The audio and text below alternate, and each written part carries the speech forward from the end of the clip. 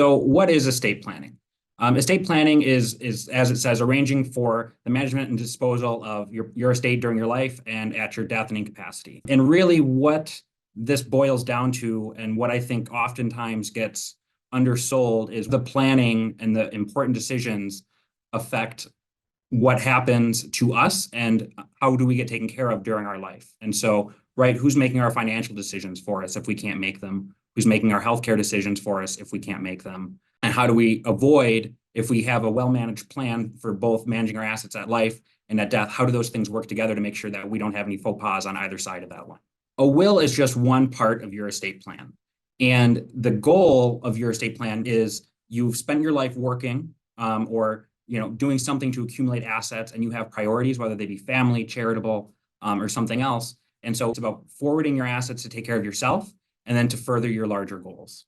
Generally speaking, with the laws of intestacy, if you're married and you have either no children or all your children are children of that marriage, everything goes to your spouse. If it's a second marriage or there's children from a prior relationship, your assets get split amongst those people. If you're a single person and you don't have a spouse, but you have children, it'll go to those children. If you don't have a spouse or a domestic partner or children, we're going to go skimming up and down the branches of the family tree. And only in that instance where we can't find a living person on the family tree would it ever go potentially to a governmental entity.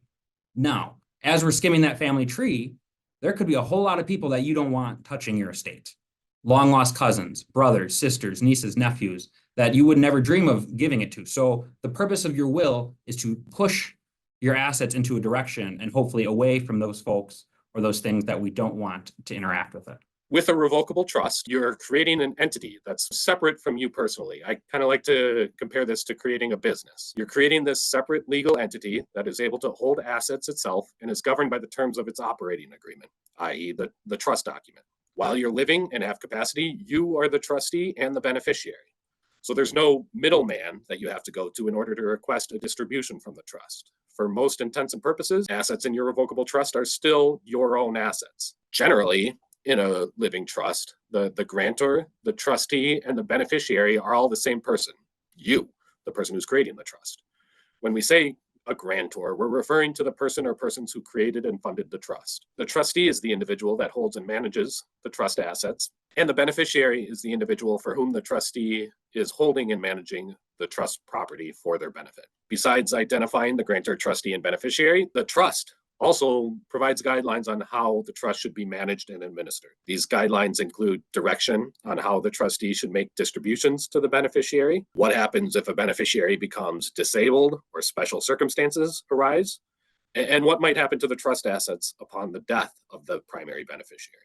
The most prominent disadvantage of a revocable trust is that since it's a more intricate and more involved plan, the document is necessarily longer and it takes more time to draft. As a result, the revocable trust-based plan is typically more expensive for you to establish versus a will-based plan. However, trusts do often save money in the long run when it comes time to put that plan into action. Unfortunately, typically those are cost savings that you yourself don't see because it happens after you've passed away. Another potential disadvantage is inconvenience of creating a living trust. Earlier, we kind of described how probate can be an inconvenience while your loved ones are grieving the loss of you.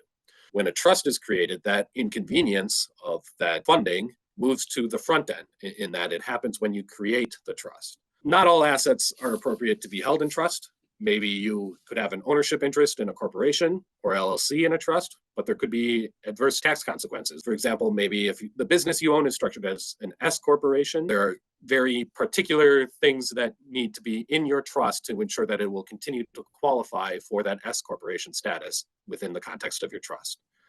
Our next event will be a month-long basketball contest in March, like a March Madness contest. So we're going to send the clients, we'll send you all an email so you can get the details and open up that registration link soon. We also welcome the feedback from everyone about our events. So please reach out to your advisor or email us at info@wdstrategies.com to let us know how we're doing or other topics that you'd like to see us present about. And again, I want to thank everyone for joining, and we hope to see you soon, and have a good night.